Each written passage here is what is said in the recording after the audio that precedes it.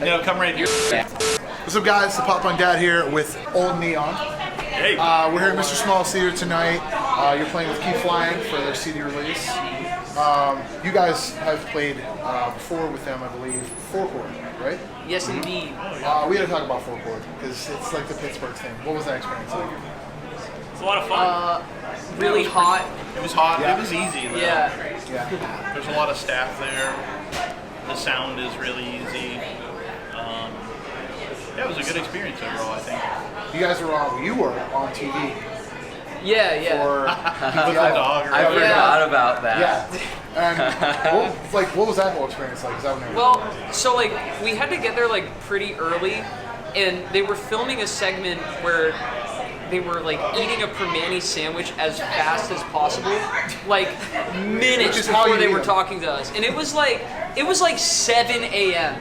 and these two are like housing these permane sandwiches. The question is, where did they get from Manny's at 7 a.m.? It had to have been from the day before. Yeah. So like you're Soggy bread. you're munching on like damp permanis, just a Strip district big not ass still open sandwich. 24 hours? I don't know. I don't know. I mean, I also imagine, hey, whenever you're in TV, things just kind of happen. Yeah. That's true. They could have like Yeah. special You ordered can it. make permanis appear whenever you want. But like they were pros. Like I don't think I'd be able to like for my first meal of the day, like Scarf down roll a out of permanis. bed, eat an That entire would be permani fun. sandwich as fast as I can. Maybe unless I was hungover. You guys have a couple singles out. Nobody's Burden dropped recently. You have a video for that. What was like filming the video? Like, what was the concept of it? You just kinda Yeah. just hanging out.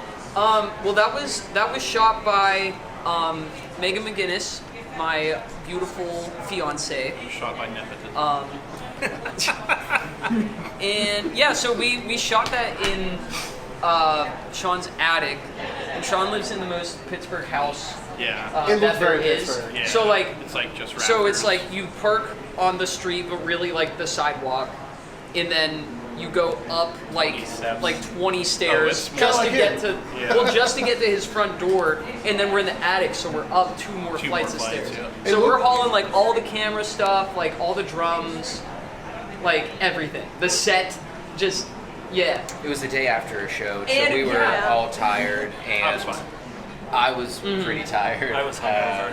I was pretty miserable for the load-in situation. Filming I it just was started fun, drinking though. again and Yeah. it was fine. You just gotta start stretching. You guys have another single out, dropped recently, Better Son. I like how you guys have like a piece of album art for each single that's been coming out. Whose idea was that? And where do you guys get the ideas for the album art? I can't remember whose idea that was. I like the idea. If we were initially debating, are we going to release 5 singles, or are we going to release an EP? And I like the idea that if there was 5 different things, they would have a cohesive art theme. And I think Zach, were you the one that came up with the? Oh, I think it was you. Yeah. That's right. Yeah, It was we- Zach's idea. At first we were gonna do. We were thinking we were gonna do 5 singles, and we were like, oh well, there's 5 of us. So I was thinking like, hey, what if we just all pick some childhood photos, just like some neat old stuff. That's cool. I was just gonna ask, where do the pictures come from? Yeah. So the first one, Nobody's Burden, that was a picture that belonged to B, and Better Son was one that belonged to Me and Sean. my sister. Yeah. And we'll probably use the other ones for some. And then it'll give you free, yeah. I dug up. We have a song coming out on the EP called Blizzard. I found a picture of like 3-year-old me in a snowsuit Let's and go. all that sort of thing. So talking about that, Resolution is out on May 23rd. It's 5 tracks. You guys have definitely been growing, I can hear like sonically, since Can't Fucking Wait. It's only been a couple years since that record's been out, but you guys have definitely grown since then. It seems a lot harder, so who hurt you? We decided simply to level up as a group, and then we did it. Hurt each other. Yeah, if anyone. If anyone heard us, it was each other for sure. Yeah. But no, we teamed up with Matt Rash from the Wonder Years, and he really was the kind of chief executive of our sound during this process, and helped us a lot with both with songwriting and with production. And he made us play everything until it was perfect, and then sent it to Nick from the Wonder Years, who Oh, then dude, yeah, you guys got the Wonder Years on. Of course it's that. who then Of mixed course it's it. hard. Yeah. And then, funny enough, Willie Yip ended up mastering it. He's done a lot of production work as well. So we just had like most people who end up with a better and more more accomplished sound. Kind of like the fun times of Blink, then the darker times of Blink. Exactly. Like It really is a matter of like who your team is and who is on your team a lot of the time, and I think that just the proof is in the pudding with us. We were all more critical over everything. I mean, in the past, like someone would bring a song in and we'd just sort of finish it and then play it at the show. And this time it was much more, that's not good enough, that's not good enough, this should be different, this sounds too much like this.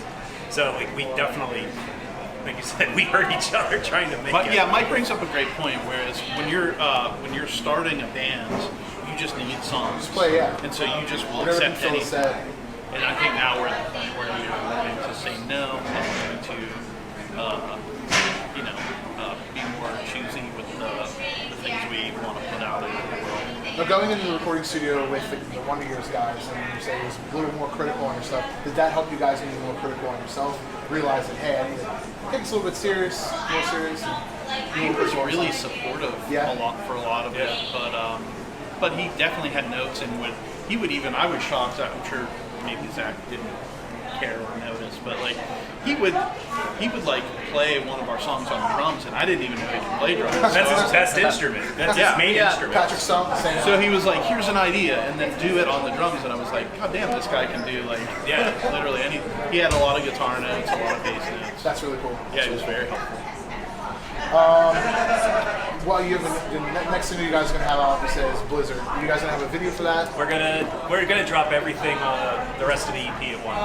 Okay. And then my final question, which I guess kind of asks, what's next for you guys? You mentioned off camera you guys have a tour coming up here soon, and get the record coming out on the 21st. Yeah, both of those happen Memorial Day weekend. We're going to start in Philadelphia, hit Pittsburgh the next night for kind of an EP release show at Bottle Rocket.